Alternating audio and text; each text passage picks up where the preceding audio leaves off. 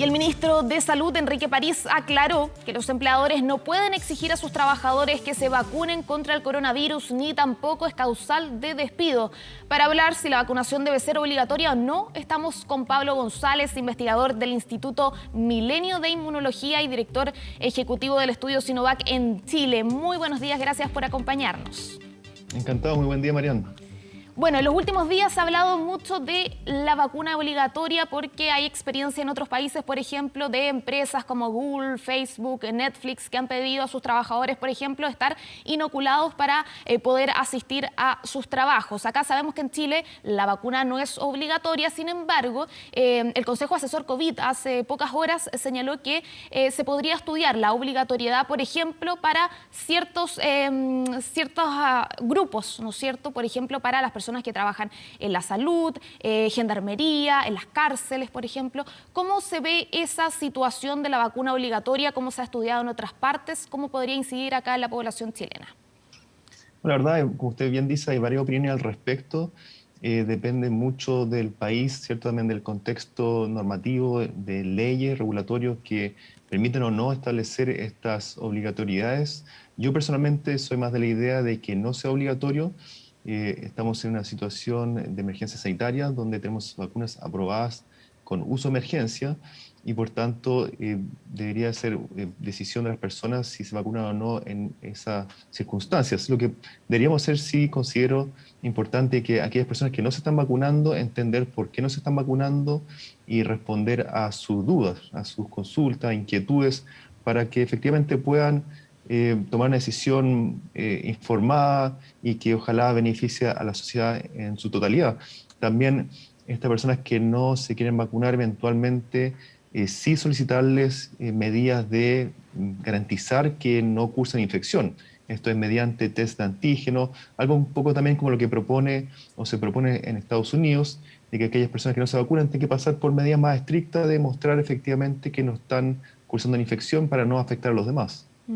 Pablo, justamente como tú dijiste ayer, el ministro de Salud, Enrique París, señalaba no puede ser obligatoria la vacuna porque es una vacuna aprobada de emergencia, a diferencia, por ejemplo, de las que están en el Plan Nacional de Inmunización. Para que la gente entienda qué significa eso, ¿por qué no podría ser obligatoria una vacuna aprobada en estado de emergencia?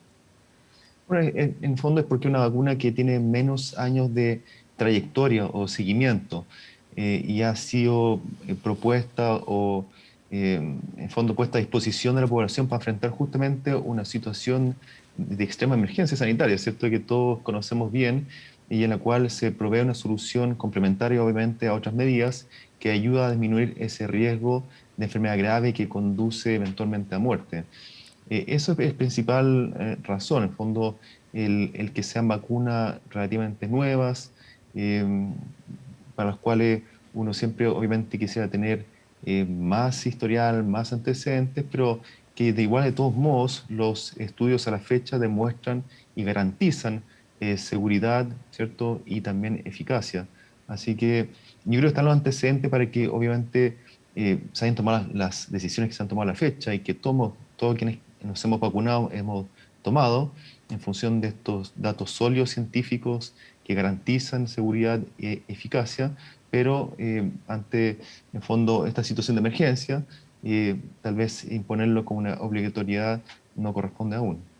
Quizás no la obligatoriedad en la población general, pero sí el Consejo Asesor decía, por ejemplo, a ciertos grupos como las personas que trabajen en el área de salud, en gendarmería, las cárceles, las personas que trabajen en el área educacional, con niños, por ejemplo. ¿Cuán beneficioso sería que se le exigiera a esos grupos específicos vacunarse? ¿Crees que podría ser una medida beneficiosa, sobre todo teniendo en cuenta que, por ejemplo, en los colegios puede ser un riesgo, ¿no es cierto?, estar en contacto y es principalmente una de las causas de reticencia por parte de los padres para poder enviar a los hijos a sus colegios? ¿Crees que sería beneficioso quizás en ciertas situaciones específicas, como las que nombré anteriormente, sí obligar a las personas a inocularse?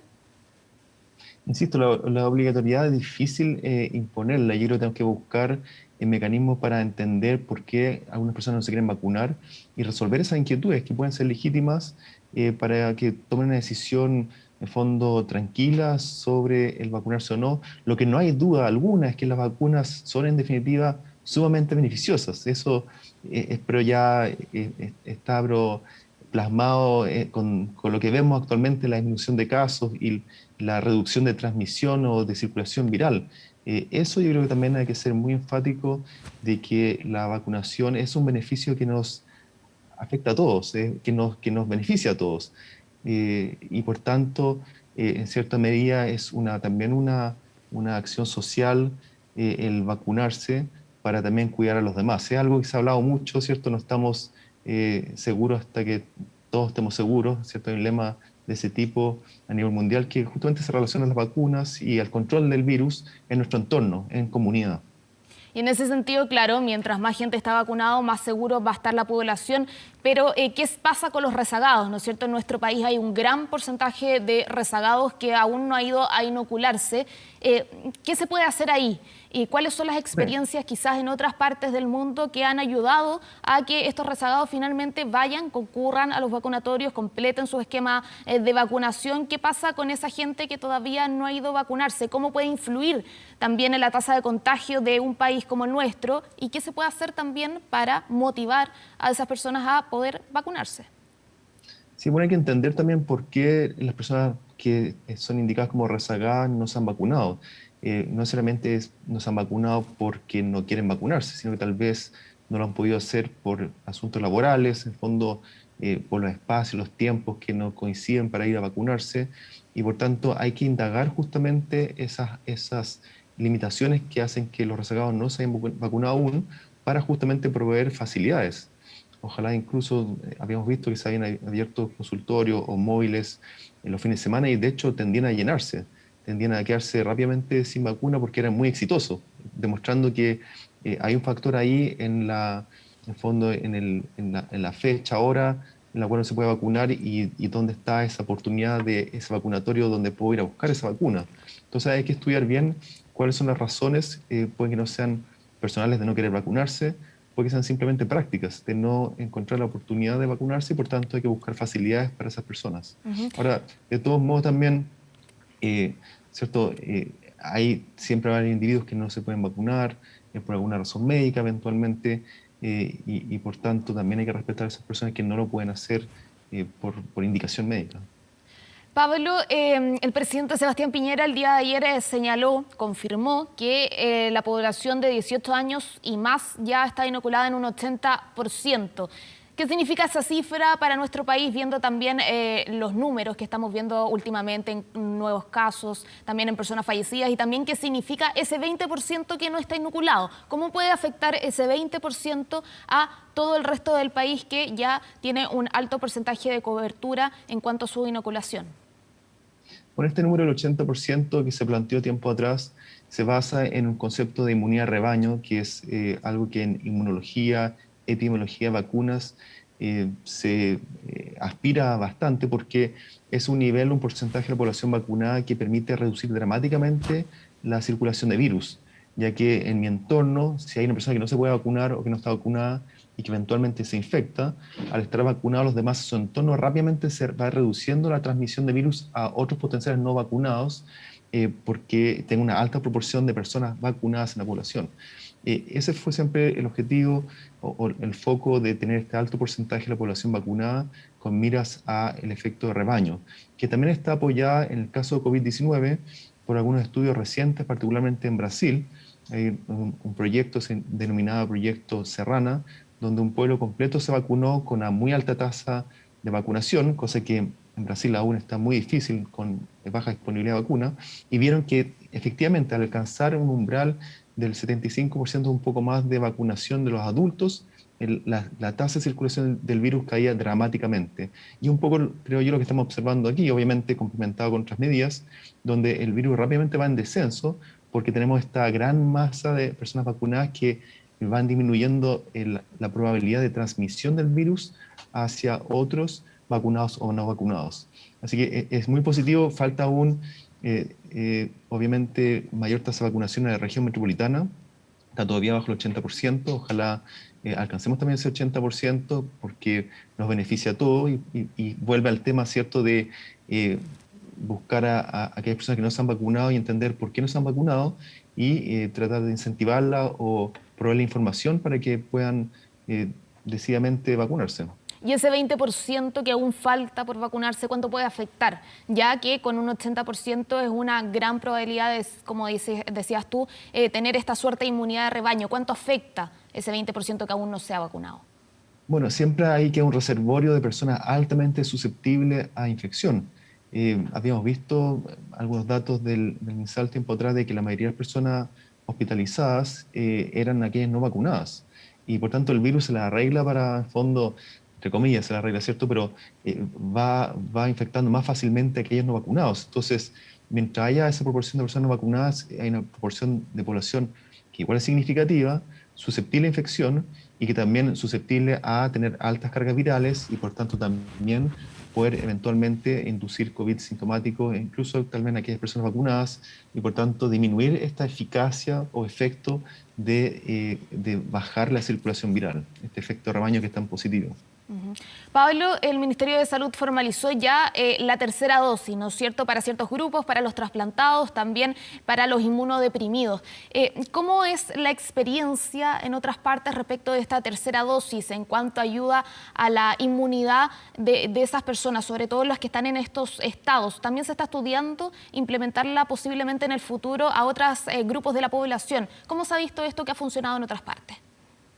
Bueno, por lo pronto son datos en curso de obtenerse. Sabemos que en Israel hace muy poco iniciaron esta tercera dosis también en mayores de 60. Tienen un muy buen sistema de salud, así que vamos a poder saber prontamente cómo impacta esa tercera dosis también en el efecto de algunas variantes como la Delta, que se está expandiendo rápidamente en esa población, para saber cuál sería el efecto beneficioso de esa tercera dosis. Ahora nosotros sabemos y tenemos antecedentes de que los anticuerpos neutralizantes en las personas vacunadas con cualquier vacuna disminuyen en el tiempo, y de hecho a los 6 meses ya disminuye bastante, de manera bastante significativa. Y por otro lado sabemos también de que la cantidad de anticuerpos neutralizantes se relaciona bastante bien con el nivel de protección contra COVID sintomático, y por tanto es de considerar de que una tercera dosis sería muy beneficioso para justamente reducir ese COVID sintomático ante las variantes ya circulantes y eventualmente nuevas variantes. No estaría de más, de todos modos sería positivo. Hay varias vacunas que se aplican en tercera dosis, en 3 dosis, incluso más, y por tanto no es nada extraordinario considerar una tercera dosis, sino que más bien beneficioso para tener este alto nivel de inmunidad contra COVID-19. En cuanto a la tercera dosis, y para dejarlo claro, ¿no es cierto?, se puede hacer la combinación de vacunas. No es necesario que las 3 dosis sean de la misma vacuna porque todavía existen dudas sobre eso. Si se pueden combinar las vacunas cuando se usa una tercera dosis. Bueno, van a haber una serie de estudios que se van a iniciar muy prontamente, algunos en Chile justamente orientados a evaluar esas combinaciones, o la misma vacuna en tercera dosis, o otras vacunas, en modalidad ya como refuerzos más que tercera dosis. Y esos datos obviamente son de interés eh, para tener mayor certeza de las combinaciones que se pueden hacer. Algunas de estas combinaciones ya se han hecho en algunos otros países, en Inglaterra también habían hecho ya hace algún tiempo combinaciones de vacunas, y en general los datos son muy satisfactorios. Los perfiles de seguridad se mantienen muy bien, por sí sola cada vacuna es súper segura, combinadas también se ha mostrado que son seguras, y por tanto esto se ve muy positivo para justamente estas dosis de refuerzos. También comentar que con influenza existen distintas plataformas, y uno todos los años recibe una vacuna de influenza y no está preocupado de qué plataforma era la vacuna que uno recibió el año anterior, y demostrando que en fondo no importa mucho el origen de la vacuna inicial o anterior en el caso del refuerzo, porque sirve igual de todos modos para inducir la inmunidad Si deseada. finalmente se aprueba esta vacuna de refuerzo, sobre todo para la población que se vacunó con Sinovac, que claramente es la mayoritaria en nuestro país, ¿cuánto tiempo después tendría que recibir una vacuna de refuerzo para esa población que está vacunada con una Sinovac, por ejemplo? Eso es algo justamente que se quiere estudiar. Hay algunos antecedentes ya en la literatura que proponen después de entre 6 y 8 meses, se obtiene muy buena respuesta con una tercera dosis, un gran aumento de anticuerpos neutralizantes, mayores que incluso después de la segunda dosis. Entonces hay datos que promueven o que indican que desde ya uno podría estar considerando una tercera dosis como una manera de reforzar la inmunidad contra COVID-19. Perfecto. Pablo González, investigador del Instituto Milenio de Inmunología y director ejecutivo del estudio Sinovac en Chile. Muchas gracias por acompañarnos hoy. Encantado, muy buen día. Y ya es minuto de hacer una pausa.